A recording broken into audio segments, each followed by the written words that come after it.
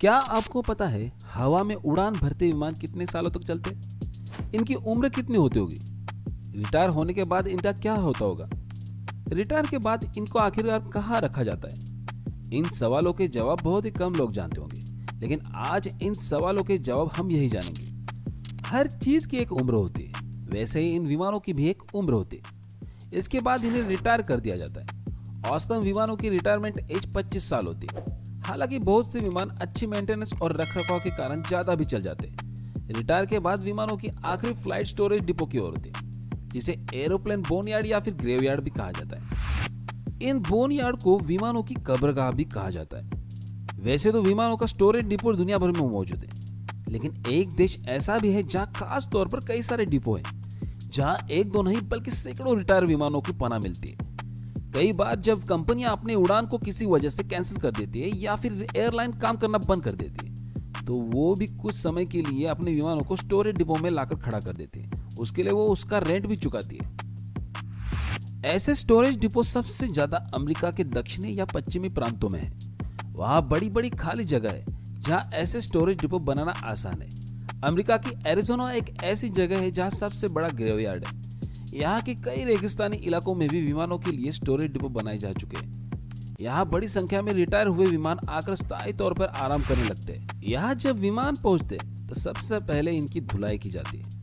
कई सारे रसायन मारे जाते हैं ताकि ये जंग से बचे।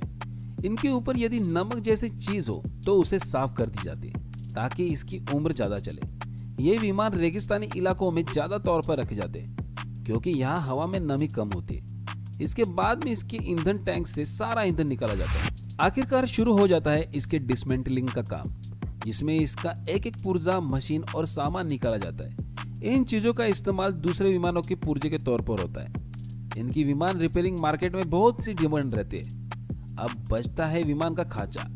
फिर क्रेन और मशीनों की मदद से इस बॉडी खाली खांचों को डिसमेंटल करके उसका काम शुरू हो जाता है। विमान की पूरी बॉडी अलग अलग करके क्रैश कर दी जाती है। फिर इन पार्ट्स को गलाया जाता है ताकि रिसाइकल करके इनका दोबारा इस्तेमाल किया जा सके।